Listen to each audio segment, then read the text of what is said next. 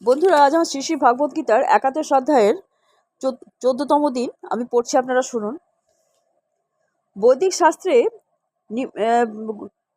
নিম্নরূপে উল্লেখ আছে।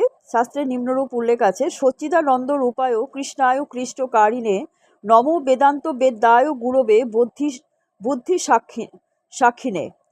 যে শ্রীকৃষ্ণের সচ্চিদানন্দময় অর্থাৎ চিরন্তন আনন্দ, নিত্যত্ব এবং জ্ঞানময় অপ্রাকৃত রূপ আছে, তাকে আমার সশ্রদ্ধ প্রণতি জ্ঞাপন করছি।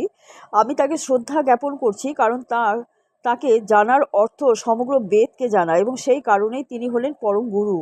তারপরে বলা হয়েছে কৃষ্ণ বৈ পরমং দেবতম। শ্রীকৃষ্ণ হচ্ছেন পরম পুরুষোত্তম ভগবান। একো বশী সর্বগ কৃষ্ণ ইডং। সেই একমাত্র শ্রীকৃষ্ণই হচ্ছেন পরম পুরুষোত্তম ভগবান এবং তিনি আরাধ্য। একোহাপি সন বহুধা জহ বভাতি। শ্রীকৃষ্ণ এক, কিন্তু তিনি অনন্ত আকারে এবং প্রকটিত অবতার মাধ্যমে অভিপ্রকাশিত হন। ব্রহ্মসংহিতায় বলা হচ্ছে ঈশ্বর পরমং কৃষ্ণ সচ্চিদানন্দ বিগ্রহ অনাদি রাদি গোবিন্দ কারণম। পরম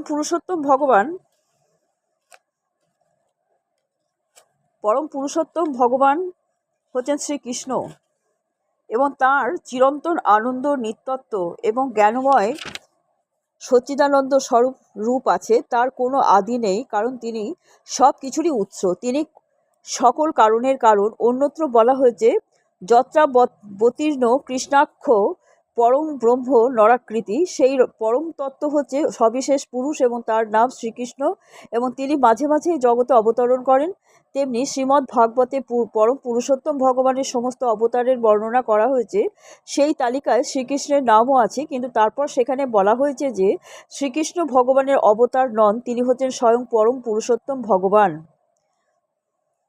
তেমনি ভগবদ্গীতাতে ভগবান বলছেন মত্ত পরতরং নান্যং। আমার পুরুষোত্তম ভগবান শ্রীকৃষ্ণ রূপের থেকে উত্তম আর কিছুই নেই। ভগবদ্গীতায় তিনি আরও বলেছেন অহমাদিহি দেবানাম। সমস্ত দেবতাদের আদি উৎস হচ্ছে আমি। ভগবান শ্রীকৃষ্ণের কাছ থেকে ভগবত তত্ত্ব অবগত হওয়ার ফলে অর্জুনও সেই সম্বন্ধে বলছেন পরম ব্রহ্ম পরম ধাম পবিত্রং পরমং ভবানো। এখন আমি সম্পূর্ণভাবে বুঝতে পেরেছি যে তুমি পরম পুরুষোত্তম ভগবান, পরম তত্ত্ব, এবং তুমি হচ্ছে সকলের পরম আশ্রয়। তাই শ্রীকৃষ্ণ অর্জুনকে যে বিশ্বরূপ দেখিয়েছিলেন তা ভগবানের প্রকৃত স্বরূপ নয়। তার স্বরূপে তিনি হচ্ছেন শ্রীকৃষ্ণ।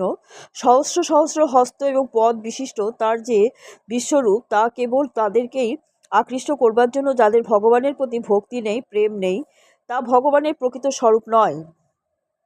যারা ভগবানের শুদ্ধ ভক্ত, যারা ভগবানের সঙ্গে অপ্রাকৃত রসে প্রেম ভক্তিতে যুক্ত, বিশ্বরূপ তাদের আকৃষ্ট করে না। শ্রীকৃষ্ণ স্বরূপে ভগবান তার ভক্তদের সঙ্গে অপ্রাকৃত প্রেমের মাধুর্য রস আস্বাদন করেন। তাই অর্জুনের কাছে যিনি সখ্য রসে শ্রীকৃষ্ণের সঙ্গে অত্যন্ত অন্তরঙ্গভাবে যুক্ত ছিলেন, তার কাছে বিশ্বরূপের প্রকাশ মোটে আনন্দদায়ক ছিল না, বরং তা ভয়ঙ্কর হয়ে উঠেছিল। অর্জুন, যিনি হচ্ছেন ভগবানের নিত্য সহচর, অবশ্যই দিব্য দৃষ্টি সম্পন্ন ছিলেন। তিনি কোনো সাধারণ মানুষ ছিলেন না, তাই তিনি বিশ্বরূপের দ্বারা মোহিত হননি, আকৃষ্ট হননি। যারা সকাম কর্মী তাদের কাছে এই রূপ অতি আশ্চর্যজনক বলে মনে হতে পারে, কিন্তু যারা ভক্তিযোগে ভগবানের সেবায় রত, তাদের কাছে শ্রীকৃষ্ণের দ্বিভুজ রূপই হচ্ছে সবচেয়ে প্রিয়। শ্লোক: মত কর্ম কুল্লন পরম মদ্ভক্ত সঙ্গ বর্জিত নিবৈরং সর্বভূতেষু স মামেতি পাণ্ডব। শ্রীল প্রভুপাদের গীতার গান। আমার সন্তোষ লাগে কর সব কর্ম, নিত্যযুক্ত মোর ভক্ত সে পরম ধর্ম। তার কোনো শত্রু নাই সর্বভূত মাঝে, সেই মোর শুদ্ধ ভক্ত থাকে মোর কাছে। অনুবাদ: হে অর্জুন, যিনি আমার অকৈতব্য সেবা করেন, আমার প্রতি নিষ্ঠা পরায়ণ, আমার ভক্ত, জড় বিষয়ে সম্পূর্ণ আসক্তি রহিত এবং সমস্ত প্রাণীর মতো শত্রুভাব রহিত, তিনি অবশ্যই আমার কাছে ফিরে আসেন। তাৎপর্য: কেউ যদি চিৎ জগতের কৃষ্ণ লোকে সমস্ত ঈশ্বরের পরম ঈশ্বর শ্রীকৃষ্ণের সঙ্গে অন্তরঙ্গভাবে যুক্ত হতে চান, তাহলে তাকে বিধি অনুশীলন করতেই হবে, যা পরমেশ্বর ভগবান নিজেই বলে দিয়েছেন। তাই ভগবদ্গীতার এই শ্লোকটিকে ভগবদ্গীতার নির্যাস বলে মনে করা হয়। এই সমস্ত বদ্ধজীব প্রকৃত তত্ত্ব পারমার্থিক জীবনের যথার্থ লক্ষ্য সম্বন্ধে বিস্তৃত হয়ে প্রকৃতির উপরে প্রভুত্ব করবার উদ্দেশ্যে জড় জগতের বন্ধনে আবদ্ধ হয়ে আছে। তাদের জন্য ভগবান ভগবদ্গীতা দান করেছেন। ভগবদ্গীতার উদ্দেশ্য হচ্ছে আমরা কিভাবে দিব্য জীবন লাভ করতে পারি সেই সম্বন্ধে শিক্ষা দেওয়া, পরমেশ্বর ভগবানের সঙ্গে আমাদের নিত্য সম্বন্ধের কথা মনে করিয়ে দেওয়া এবং আমরা কিভাবে ভগবানের কাছে ফিরে যেতে পারি সে সম্বন্ধে শিক্ষা দেওয়া। এখানে এই শ্লোকে স্পষ্টভাবে ব্যাখ্যা করা হচ্ছে আমরা কিভাবে পারমার্থিক কর্তব্যকর্মে ভক্তিযোগের মাধ্যমে সাফল্য লাভ করতে পারি। কাজকর্ম সম্বন্ধে বলা হচ্ছে সমস্ত ভক্তি ভগবান শ্রীকৃষ্ণের সেবায় নিযুক্ত করে ভক্তিযুক্ত কৃষ্ণ ভাবনাময় কর্মে প্রবৃত্ত হওয়া। ভক্তি রসামৃত সিন্ধু গ্রন্থে বলা হয়েছে অনাসক্তস্য বিষয়ান যথার্হ মোহ পুঞ্জত নির্বন্ধ কৃষ্ণ সম্বন্ধে যুক্ত বৈরাগ্য মুচ্যতে। শ্রীকৃষ্ণের সেবা ছাড়া আর কোনো রকম কাজ করাই উচিত নয়। এই ধরনের কাজকে বলা হয় কৃষ্ণকর্ম। আমরা নানা রকমের কর্মে লিপ্ত হতে পারি, কিন্তু সেই কর্মফল ভোগ করার প্রতি আমাদের আসক্ত হওয়া উচিত নয়। আমাদের সমস্ত কর্মের ফল তাকেই অর্পণ করা উচিত।